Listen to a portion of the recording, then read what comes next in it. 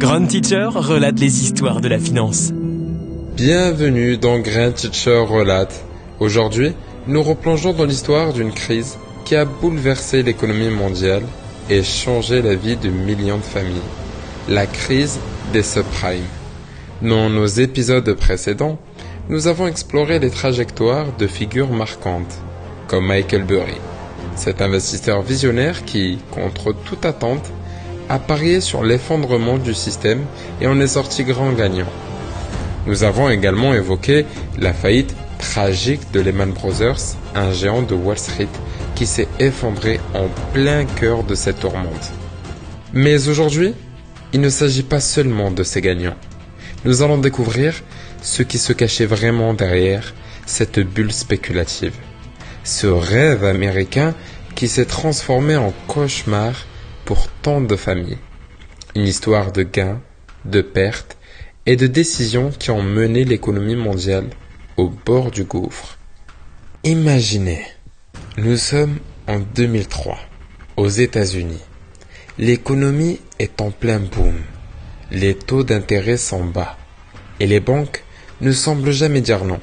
Une époque où posséder une maison n'est pas seulement un rêve, c'est une certitude. Des noms comme Goldman Sachs, Lehman Brothers et JP Morgan retentissent dans les médias, incarnant la réussite, le luxe. Mais derrière les murs de ces institutions, l'appétit pour le risque devient incontrôlable. Écoute Joe, on n'a jamais eu des taux aussi bas. Les gens achètent comme jamais, et même ceux qui n'ont rien en poche. Pas de souci, on leur prête. Faut juste que le marché continue de monter. Exactement. Tu sais quoi? On peut regrouper ces prêts, les subprimes, les trancher, les enrober et les revendre à prix d'or aux investisseurs. Ces produits de financiers, on va les appeler des CDO. C'est tout beau, ça rapporte un max et ça passe crème. Les CDO, ces trois lettres vont devenir le symbole de la crise. Car voici comment ça marche. On prend des prêts risqués, on les mélange avec d'autres actifs et on les revend en tant qu'investissement sûr. Et grâce aux agents de notation qui leur donnent une note AAA, ces CDO sont achetés par des investisseurs du monde entier, des banques aux fonds de pension, en passant par des gouvernements.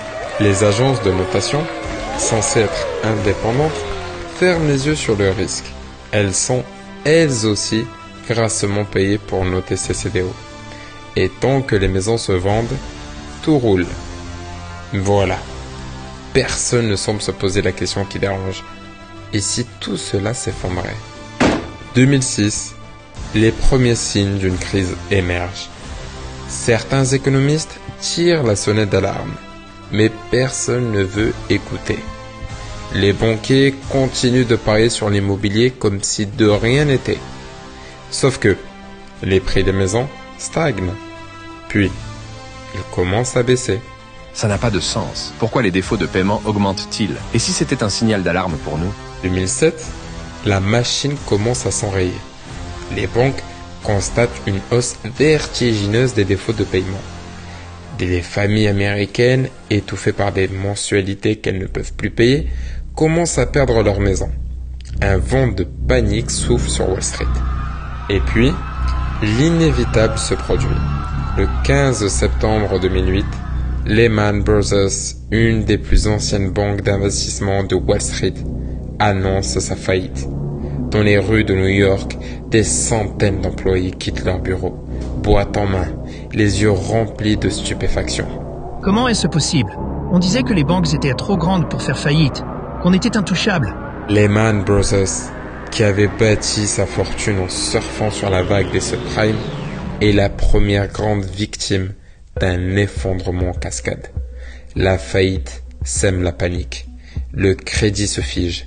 Les banques cessent de se faire confiance, craignant que d'autres ne tombent. Les gouvernements sont pris de court. Les politiciens se réunissent en urgence. Des milliards de dollars sont injectés pour tenter de sauver ce qui peut l'être. Aux États-Unis, le gouvernement décide d'un plan de sauvetage massif pour recapitaliser les banques, surnommé le TARP, le Troubled Asset Relief Program. En Europe, les gouvernements sont également forcés d'intervenir pour éviter l'effondrement total. Les répercussions sont mondiales. Des entreprises ferment, le chômage explose, des vies sont brisées. Des millions de personnes sont expulsées de leur foyer, la valeur de leur maison ayant chuté en flèche. Ce qui était un rêve s'est transformé en un véritable cauchemar. Nous avons tout perdu. Notre maison, nos économies, tout ça parce que quelqu'un, quelque part, a décidé de prendre des risques insensés. Pourquoi n'avons-nous pas été protégés ? La crise des subprimes ne s'est pas contentée de révéler les failles du système financier. Elle a démontré l'impact dévastateur des erreurs humaines, de la cupidité et de l'aveuglement collectif. Et le plus tragique, c'est que des millions de personnes en ont payé le prix fort pour les erreurs de quelques-uns. Merci d'avoir écouté cet épisode de Craint Teacher relate la crise des subprimes nous a laissé avec des leçons amères mais nécessaires. À l'avenir, il faut espérer que ces erreurs ne se répètent pas. Mais l'histoire a tendance à nous montrer que l'homme oublie vite. Et vous ?